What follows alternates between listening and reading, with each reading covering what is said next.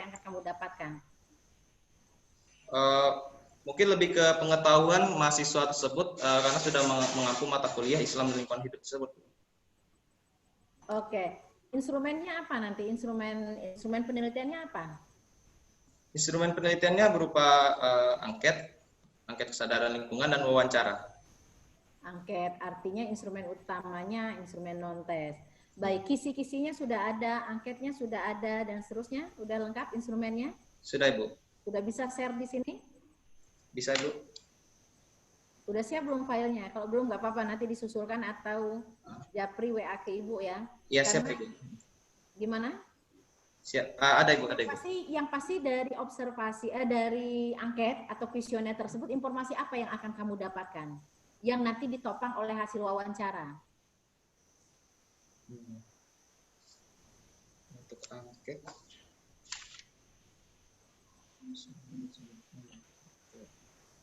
Untuk angket kesadaran mahasiswa itu yang nanti akan saya dapatkan itu adalah indikator pengetahuan dan sikap. Sedangkan untuk wawancara itu pengetahuannya terhadap mata kuliah, Ibu. Sebentar, indikatornya apa tadi?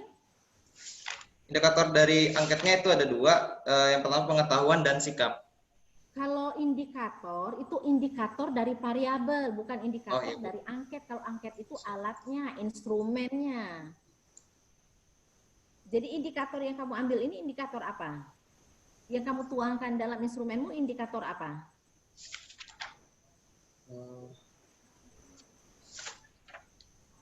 Yang saya tuangkan itu indikator dari mata kuliahnya, Ibu. Oke, indikator dari mata kuliah apa aja? Yang akan dijabarkan di instrumen kan? Ya, Ibu. Ini Bu, seperti yang tadi, itu ada Islam lingkungan hidup itu terdapat 7 indikator. Yang pertama Muslim dan ekologi, yang kedua ekosistem dan saling ketergantungan alam, yang ketiga itu dalil-dalil syarat terkait alam dan lingkungan hidup, yang keempat itu permasalahan lingkungan hidup, yang kelima pembangunan berkelanjutan, yang keenam itu cukup. Artinya ada 7 indikator itu, Bima dapatkan dari mana? Itu dari RPS mata kuliah nih, Bu. Oh, oke. Dan ditopang oleh sumber utama gitu. Ya, jadi indikator bukan hanya dari RPS. Nanti kamu cari untuk mata kuliah itu sasarannya apa, targetnya apa, itu menjadi penopang indikator, bukan hanya bermodalkan silabus atau RPS ya. Tambahnya itu ya Bima ya.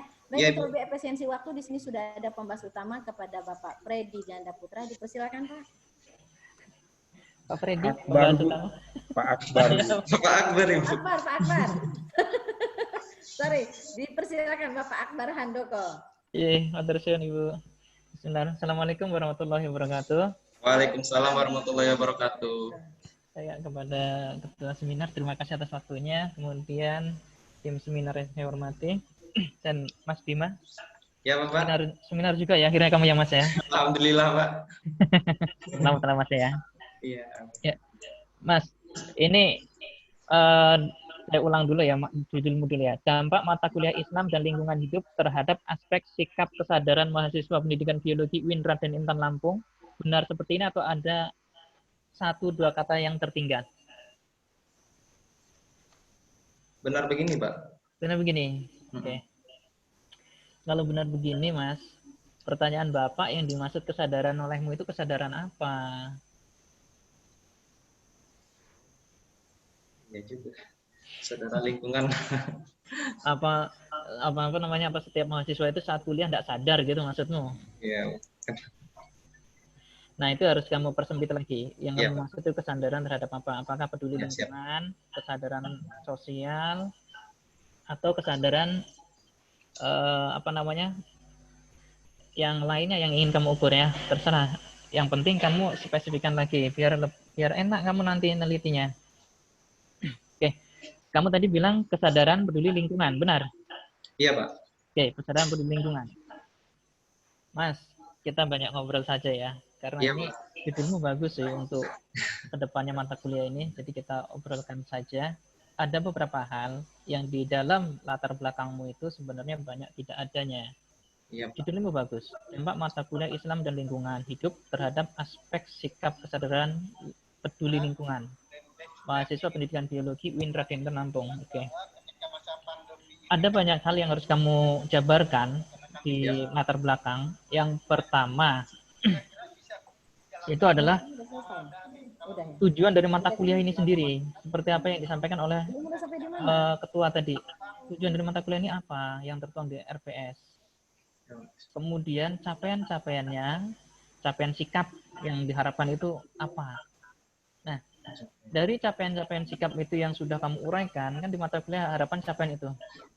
Kemudian, didukung tidak oleh UIN Raden Intan Lampung untuk mencapai tujuan tersebut. Kalau prodi biologi, oke lah, dengan pengaturan dan lain sebagainya yang memang mendukung ke arah sana. Berarti kan itu terdukung. Nah, kalau sudah terdukung, kemudian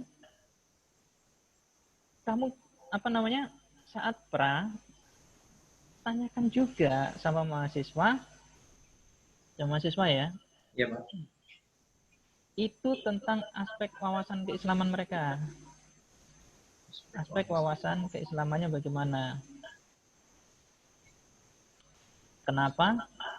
Karena yang namanya Islam dan lingkungan hidup itu sebenarnya satu paket antara iman dan takwa, kemudian dengan perilaku. Karena gini Mas, jangan sampai ya, datamu itu bagus.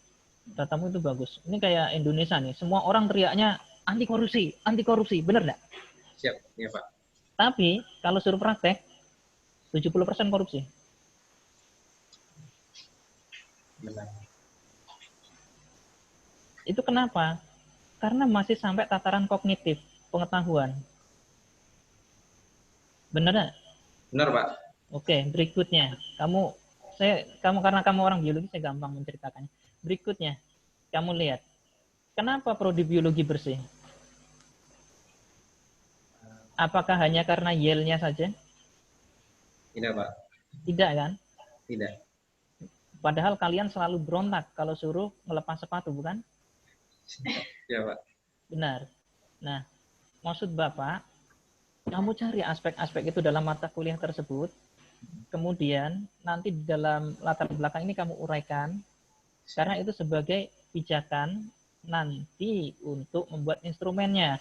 Instrumennya cari sikap peduli lingkungan, kemudian kamu combine dengan mata kuliahnya, tujuan dari mata kuliah tersebut.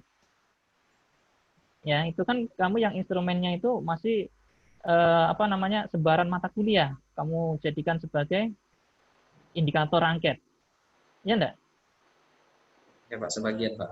Sebagian kan, enggak sebagian, Wah, itu kayaknya total. Itu total itu, Mas.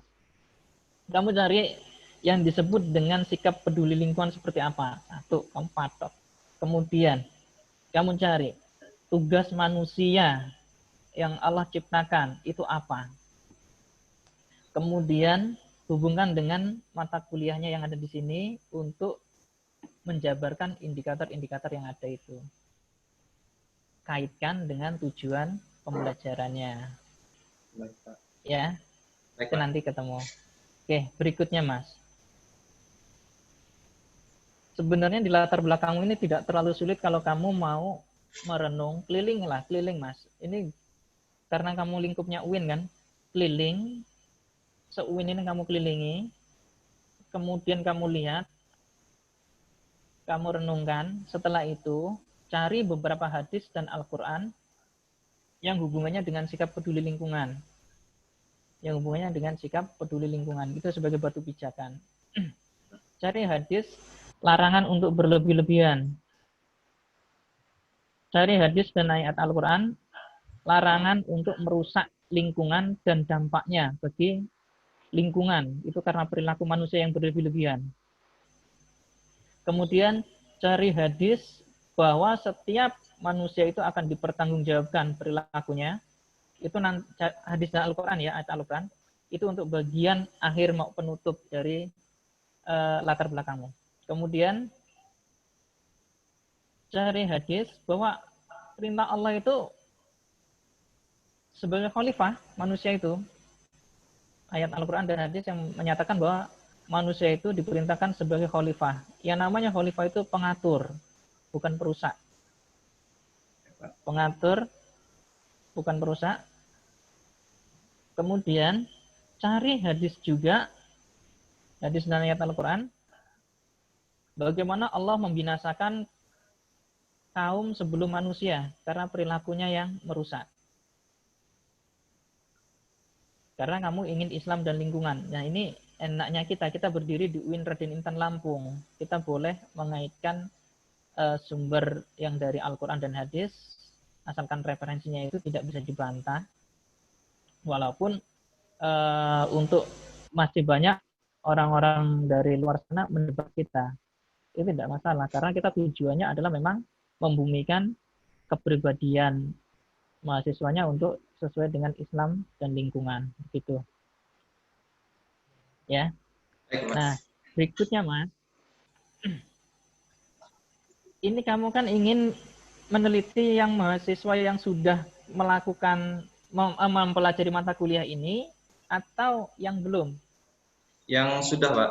Yang sudah menerima dan sudah selesai. Yang sudah menerima. Kalau yang sudah menerima, saya kok tidak memiliki data-data hasil wawancaramu dan lain sebagainya. Kemudian kegiatan perkuliahannya bagaimana. Ini karena ada hubungannya dengan yang identifikasi masalah. Coba lihat, identifikasi masalahmu apa yang kamu tuliskan? Kurangnya sikap kesadaran manusia mengenai mata kuliah Islam dan lingkungan hidup. Kamu dapat dari mana datanya? Di latar belakang nggak ada. Ini kan harus kamu uraikan. Kurangnya sikap kesadaran mahasiswa mengenai mata kuliah Islam dan lingkungan hidup. Jadi apa fakta yang kamu dapat dari kurangnya ini? Apakah dia tidak ikut kuliah atau tidak mengikuti kuliah dengan sungguh-sungguh? Dengan buktinya apa? Tidak pernah mengumpulkan tugas atau bagaimana? Ini bahasa yang pertama. Yang kedua, mahasiswa kesulitan memahami konteks mata kuliah Islam dan lingkungan hidup. Kesulitannya di aspek mana? Itu kan masih banyak yang harus dipecahkan. Kamu brandel lagi, dan ini juga datanya tidak ada nih di latar belakang. Ini harus ada. Jangan cuma identifikasi masalah, tetapi di latar belakang tidak ada. Ya. Baik, Pak. Jadi intinya Mas, semua untuk menyokong mata kuliah Islam dan lingkungan, ini sebenarnya UIN Raden Intan Lampung sangat memayungi dari payung hukum sampai tujuan pendirian biologi sebenarnya juga ke sana, pendirian biologi. Kemudian aspek-aspek lain kayak UIN Greenmatic dan lain sebagainya kan kita sudah banyak yang sudah difasilitasi oleh universitas, pembangunan embung, kemudian pembersihan lingkungan dan lain sebagainya. Nah ini cuma satu yang menjadi kendalamu nanti. Yang jadi kendalamu ya. Kesadaran peduli lingkungan ini dalam tataran kognitif saja atau sampai perilaku. Karena apa? Kalau sampai perilaku mahasiswa nggak ada. Tidak ada di sini. Kita lagi pandemi. Kamu akan melihatnya seperti apa. Nah ini yang harus kamu batasin. Kalau hanya sampai kesadaran kognitif, maka semua mungkin jawabannya akan baik. Karena ini riset yang sama yang pernah dilakukan oleh dosen saya dulu yang mengatakan bahwa hubungan mata kuliah pencemaran lingkungan dengan kebersihan kampus. Ternyata nol hubungannya, tidak ada. Yang dapat nilai 100 buang sampah sembarangan, dapat nilai ini buang sembarangan, dapat 70 sembarangan. Yang remet juga buang sampahnya sembarangan. Begitu. Tapi kalau ditanya, apakah itu perilaku yang baik? Jawabannya semua itu perilaku yang buruk. Nah, di sini Mas, sulitnya menanamkan kebiasaan karena untuk belajar kognitif itu bisa hitungan jam, hari, menit ataupun tahun, tapi untuk belajar akhlak itu hitungannya puluhan tahun. Itu yang harus diketahui. Jadi keberhasilan riset ini sebenarnya kalau ditopang dengan kebijakan, kembali kita ke kebijakan mata kuliah di UIN Raden Intan Lampung seperti yang disampaikan oleh Prof. Saiful kemarin itu, saya mendirikan biologi dengan tujuan adalah biologi kita berbeda dengan biologi yang ada di luar, yaitu mengintegrasikan Islam dan biologi. Insya Allah kalau itu memang ditatar dari semester 1 sampai semester 5 tatarannya memang seperti itu, maka harapan dari mata kuliah ini insya Allah akan berhasil. bahkan ya enggak sampai 100% ya, sampai 80% akan berhasil. Karena kita juga untuk menanamkan sikap bersih di prodi biologi saja butuh waktu 1 tahun, kemudian dilanjutkan oleh Bapak Eko Kuswanto dan kita lihat perkembangannya luar biasa. Dan anak-anak juga tidak banyak yang membuang sampah, ya kan? Ya, Itu sembarangan. Nah, ini memang dibutuhkan sebuah peraturan. Ya, Mas? iya Oke, Pak. saya hanya menambahkan itu saja, Mas. Baik Pak. Nah, pada hakikatnya pembimbingmu jauh lebih mengetahui tentang ini daripada saya. Jadi nanti dibimbingkan dengan Bapak Eko, kemudian dengan Bapak Freddy untuk bagian instrumennya. Kalau pesan saya cuma itu, awas hati-hati jangan sampai kamu dapatnya bagus tapi perilakunya tidak bagus. Jadi tatarannya harus jelas angketnya nanti. Baik. Ya. Ya. Oke, terima kasih. Saya Pemirsa Ketua. Assalamualaikum warahmatullahi wabarakatuh. Waalaikumsalam warahmatullahi wabarakatuh. Waalaikumsalam warahmatullahi wabarakatuh. Baik, terima kasih Pak Akbar atas masukan-masukannya, sangat penting dan berarti apa tadi yang sudah disampaikan oleh Pak Akbar ya, Bima ya. Iya Bu. Bahwa memang Ibu sendiri pun menyimpulkan bahwa antara kemampuan kognitif dengan afektif mahasiswa ini kadang nggak connect. Jadi misalkan tadi Pak Akbar menyampaikan bahwa pencemaran lingkungan dengan kebersihan kampus, nah ini kalau berkaitan dengan kognitif dengan afeksinya itu kadang bertentangan. Jadi kalau disebar kuesioner, apakah Anda membuang sampah bla bla bla, itu indah semua responnya. Tapi tiba diimplementasi, di sikapnya kadang bertentangan semua, gitu ya. Ya, Bu. Termasuk dalam perkuliahan saya pun menemukan itu. Untuk mahasiswa yang pintar dari sisi kognitif, kadang sikapnya ya macam-macam gitu. Jadi pintar dari sisi kognitif belum tentu sikapnya bagus. Ada yang kemampuan kognitifnya sedang tapi tumak ninahnya, sopan santunnya, disiplinnya, etika berbicaranya itu malah tinggi. Nah, itu memang kadang ini pun menjadi analisa kita bersama gitu ya. Karena dalam teorinya harusnya saling mensupport ketiga ranah hasil atau kemampuan dari pembelajaran, mestinya seperti itu. Baik, untuk lebih efisiensi waktu di sini sudah ada pembahas pendamping 1 kepada Bapak Eko Kuswanto, dipersilakan Pak. Terima kasih Ibu Ketua, Ibu Dr. Yuberti, tim seminar yang saya hormati, dan Bima. Ya, Pak. Benar seperti yang dikatakan Ibu Ketua dan Pak pembahas tadi bahwa mengukur kognitif lebih mudah dibandingkan mengukur sikap gitu ya. Kalau sikap ini kalau ditanya nanti apakah Anda setuju orang membuang sampah sembarangan, pasti jawabannya tidak setuju gitu. Tetapi prakteknya dia melakukan gitu. Nah, itu sulitnya itu. Makanya bagaimana agar riset ini nanti benar-benar mendapat jawaban yang jujur gitu dari responden, itu yang sulit. Karena nggak mungkin juga kita pakai alat detektor kebohongan gitu. Jadi kayak polisi gitu kan. Tapi maksud saya carilah cara untuk benar-benar mendapatkan data sikap yang sebenarnya gitu. Kalau memang dia masih sering buang sampah ya bagaimana caranya dia menjawab itu yang harus pintar-pintarnya peneliti melakukannya supaya si responden itu nyaman bahwa ini bukan untuk mengekspos dirinya, tapi menilai secara keseluruhan populasi. Nama dia nggak akan kita sebut nantinya dalam hasil, tapi tersembunyi dalam data-data yang muncul. Baik, mata kuliah Islam lingkungan hidup ini kan mata kuliah wajib universitas dan diajarkan umumnya pada semester genap.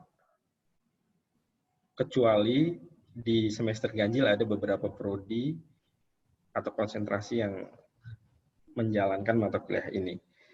Menurut saya, riset ini adalah cara untuk mengevaluasi mata kuliah ini juga, agar semester genap nanti setelah Bima selesai riset, setidaknya kita punya pendekatan baru jika ternyata mata kuliah ini belum bisa membuat kesadaran itu tinggi misalnya.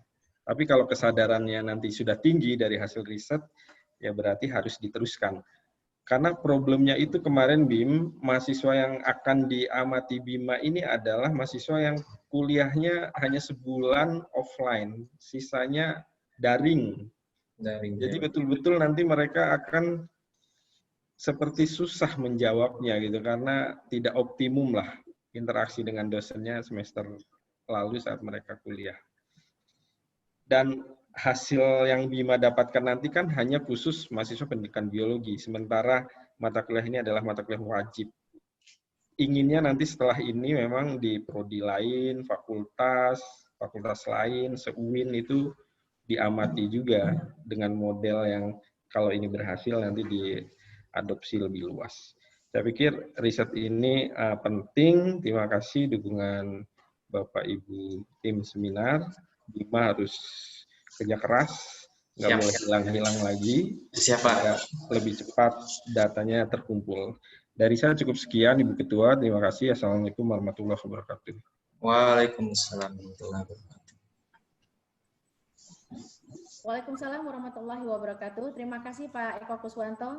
Arahan lebih lanjut, Bima, nanti pada saat bimbingan ya. Siap Ibu. Baik. Untuk efisiensi waktu, di sini sudah ada Bapak Freddy Ganda Putra ya, sebagai penguji pendamping 2. Dipersilakan Pak Freddy. Oke, terima kasih Bu. Assalamualaikum warahmatullahi wabarakatuh. Waalaikumsalam warahmatullahi wabarakatuh. Sudah banyak masukan Bima tentang risetnya. Saya ingin memberikan masukan lagi. Untuk sikap kesadaran ya. Iya Pak. Itu kamu pakai teorinya siapa tuh? Sadar dalam hal apa dan apa aja sih yang dilihat kalau dari sikap kesadaran itu?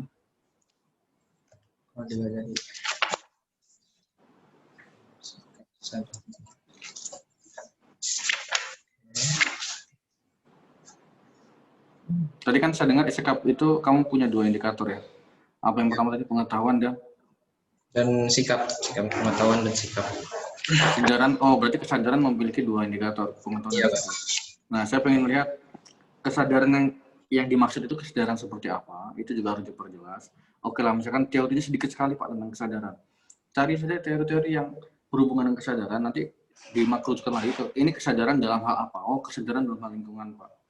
Jadi teori-teori yang sudah dikumpulkan tadi itu, banyak kan teori kesadaran menurut si A, si B, si C, si D, sampai si Z itu, terus Bima rangkum beberapa kesadaran itu dihubungkan dengan teori lingkungan, kesadaran terhadap lingkungan seperti itu. Apa saja, terus di setiap indikator-indikator atau indikasi-indikasi yang ada nanti, saya pengennya Bima membuat pernyataan-pernyataan yang banyak. Misalkan satu indikasi pernyataannya bisa sampai 5 gitu.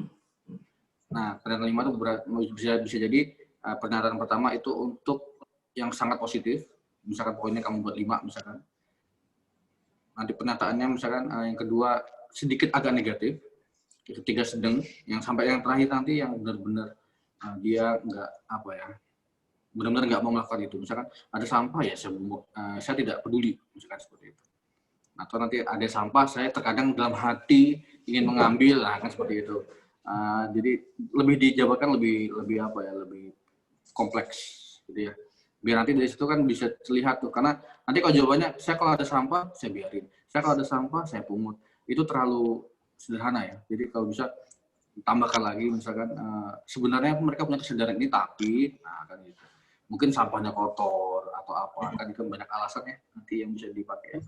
Atau angketnya cukup sederhana saja, misalkan ada sampah dipungut atau tidak, tapi setelah itu diwawancara itu boleh. Tapi kalau nggak ada waktu wawancara ya sudah, langsung saja pakai beberapa kalimat yang lebih kompleks tadi.